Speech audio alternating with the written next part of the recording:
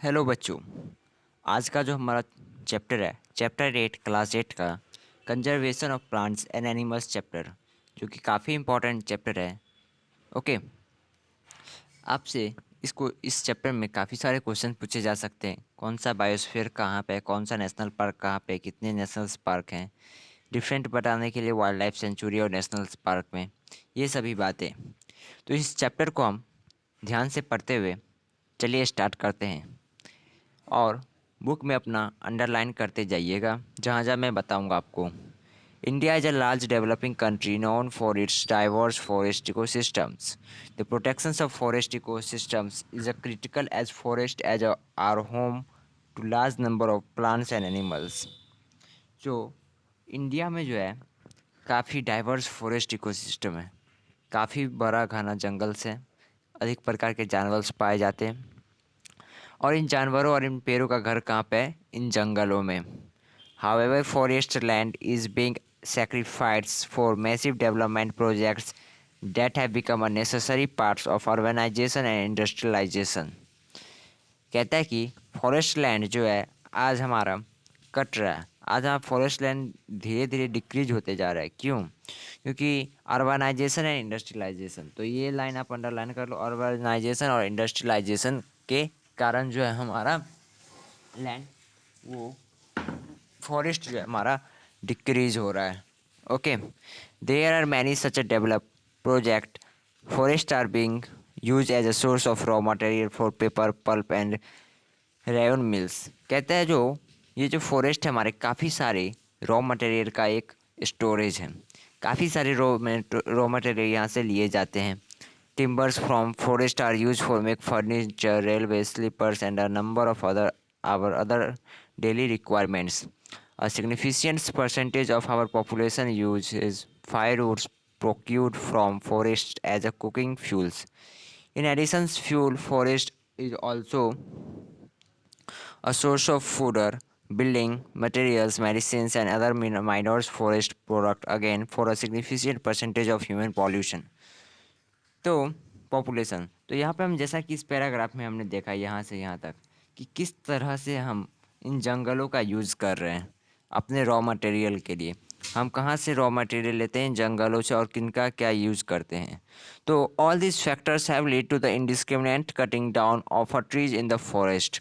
तो इन सभी फैक्टरों के कारण, इन सभी चाहतों के कारण हम लाखों करोड़ों की संख्या में पेड़ को काट रहे हैं। This is known as deforestation, और इसी प्रोसेस को हम डिफॉरेस्टेशन कहते हैं। Deforestation has both domestic and global consequence. तो कहते हैं डोमेस्टिक, ये जो डिफॉरेस्टेशन है ना कि सिर्फ आपके स्टेट, ना कि सिर्फ आपके इंडिया में, बल्कि पूरे वर्ल्ड में हो रहा है। पूरे वर्ल्ड में जो है आपका ये डिफॉरेस्टेशन हो रहा है। तो ये बहुत ही बड़ा मेजर प्रॉब्लम है। ओके, ये ना कि एक जगह दो जगह, ये पूरे वर्ल्ड में हो रहा है। तो देखते हैं इसका कॉन्सिक्वेंस, ये जो हमारा डिफॉरेस्टेशन है इसका परिणाम क्या होगा डोमेस्टिक पे।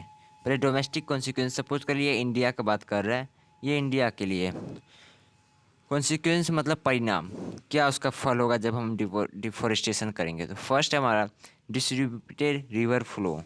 अब जो रिवर है अपना फ्लो वो कहीं से कहीं जाने लगेगा। चलिए देखते हैं। Deforestation increase soil erosion and decrease rainfall. अब डिफॉरेस्टेशन होगा तो सॉइल इरोशन होगा हमारा, और डिक्रीज रेनफॉल भी डिक्रीज होगा। Both these factors in turn affect the flow of river and the path of taken by them. तो ये दोनों चीज़, सॉइल इरोशन और बारिश का कम होना, ये दोनों हमारे रिवर को अफेक्ट करेंगे। किस तरह कि उसकी फ़्लो को बदल सकते हैं। उसकी जो वॉल्यूम है, वॉल्यूम रिवर की, वो कम हो सकती है। उनका पाथ पहले ऐसे चल रहा था, अब कहीं ऐसे, इधर सपोज इधर घर है और इधर ही चलने लगा।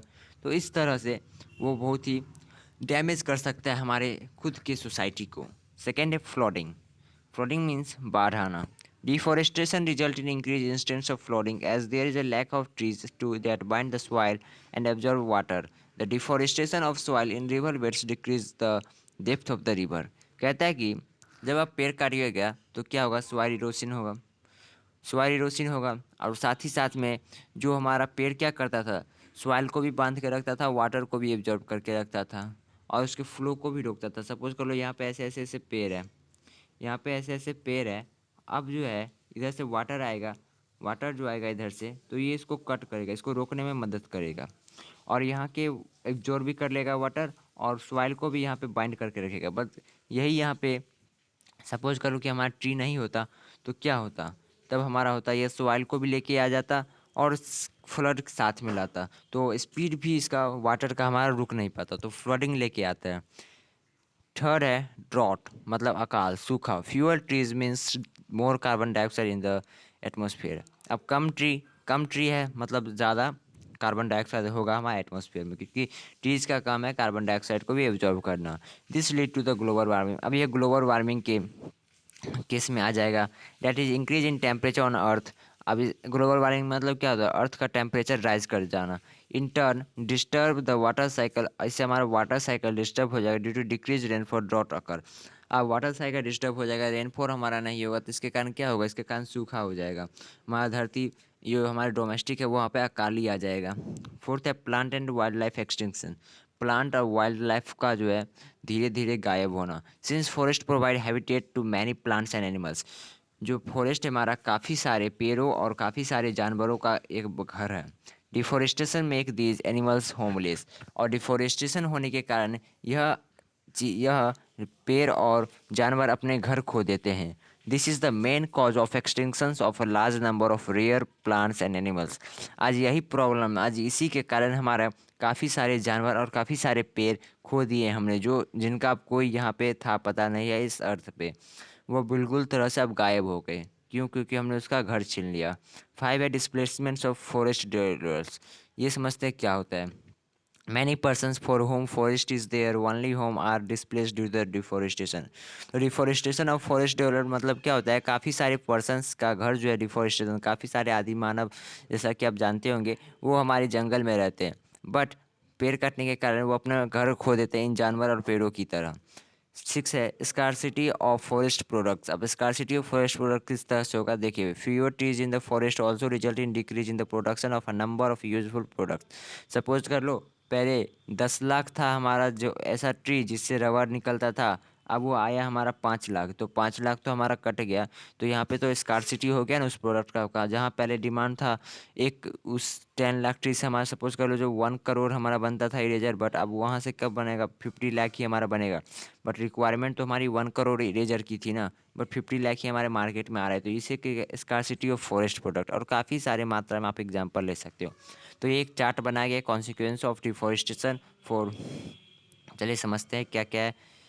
Flooding, drought, wild life extensions, displacements of forest developers, okay, और डिस्ट्रिब्यूटेड रिवर फ्लो। तो ये तो आ गया हमारा ऊपर वाला क्या, और ये भी साथ में ये तो आ गया global warming, desertification, increase in CO2, ozone layer. तो ये ओजोन डिप्लेशन, तो ओजोन भी डिप्लेशन से होना चालू हो जाएगा, हमारा ओजोन में लेयर में छेद होना चालू हो जाएगा। तो ये सभी बातें हमने एक चार्ट की तरह समझ गए एक डिफोरेस्टेशन का, जो ये सभी परिणाम होते हैं। अब ग्लोबल कॉन्सिक्वेंस ऑफ डिफोरेस्टेशन। अब एक पूरी धरती पे किस तरह से डिफोरेस्टेशन प्रभाव डालेगा। फर्स्ट है क्लाइमेटिक चेंज। देखिए क्लाइमेट चेंज हो जाएगा। As you know that climate और वेदर में क्या डिफरेंस होता है। वेदर हमारा कोई शॉर्ट ड्यूरेशन के लिए, कोई डे और के लिए होता है। फॉर एग्ज़ाम्पल जो हमारा क्लाइमेट होता है वो होगा पूरे साल, पूरे सालों या सालों का जो है क्लाइमेट क्लाइमेट कहा जाता है। बट वेदर जो है आपका डे टू डे, ओ अभी बारिश है तो अभी वेदर कुछ ठंडा है, अभी गर्मी है वेदर कुछ हॉट है। ओके, तो इस तरह से आप समझ सकते हो कि हमारा वेदर क्या होता है और क्लाइमेट चेंज क्या होता है। तो क्लाइमेट चेंज देखिए क्या, forest play a significant role in the maintaining the climate. तो फॉरेस्ट है एक मेरा सिग्निफिकेंट, ये बहुत महत्वपूर्ण रोल निर्भर करता है हमारे क्लाइमेट पे। किस तरह से, this is because they act as a sink of carbon dioxide, क्योंकि ये हमारे कार्बन डाइऑक्साइड को सोखता है, मीन्स सिंक करता है। Which is a major contribution of global warming, जो कि ग्लोबल वार्मिंग का एक बहुत बड़ा प्रॉब्लम है। ग्लोबल वार्मिंग का एक बहुत बड़ा सपोर्टर है कार्बन डाइऑक्साइड हमारा। Okay, produce oxygen and play a significant role in determining the rainfall of an area. अब क्या करता है, कार्बन डाइऑक्साइड कंज्यूम करता है, ऑक्सीजन हमें देता है जिसके कारण हम हैं जिंदा, और वो बारिश के लिए, बारिश में भी एक सिग्निफिकेंट रोल करता है। जहाँ पे भी अधिक पेड़ होंगे वहाँ पे अधिक बारिश भी होगी। A shift of climatic belt is being felt all over the world is a result of deforestation. The summer are becoming hotter and rainfall in many parts is deficients. कहता है यही जब पेड़ कटना चालू हो जाएगा तो हमारा पूरा बायोलॉजिकल मीन्स क्या बोलूँ मैं, क्लाइमेटिकल जो है कंडीशन ही पूरा बदल जाएगा। जहाँ पे बारिश नहीं होना चाहिए वहाँ पे बारिश होगा, गर्मी के दिन में और गर्मी होगी, ठंडी के दिन में कहीं पे और ठंडी होगी, जहाँ पे ठंडी होना चाहिए वहाँ पे गर्मी होगी, जहाँ पे गर्मी वहाँ पे ठंडी।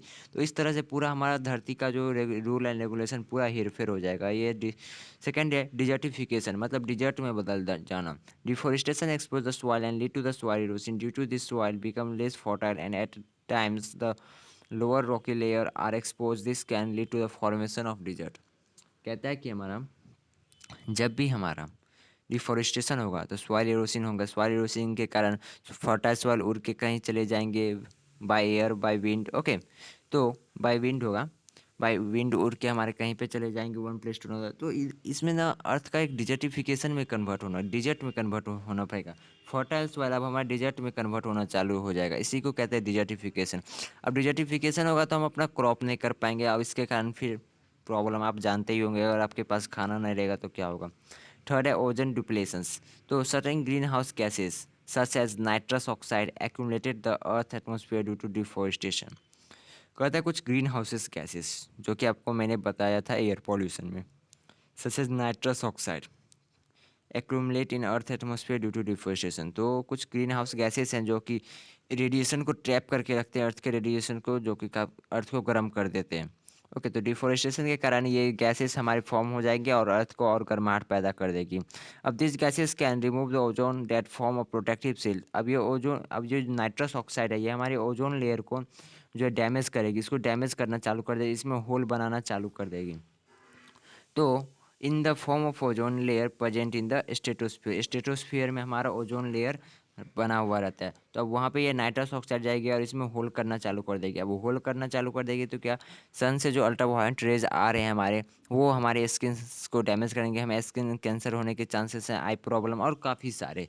तो इसी के साथ हमारा लेक्चर 1 खत्म होता है। अब लेक्चर 2 में हम conservation of forest and wild life lecture 2 में पढ़ेंगे। Okay, thank you very much.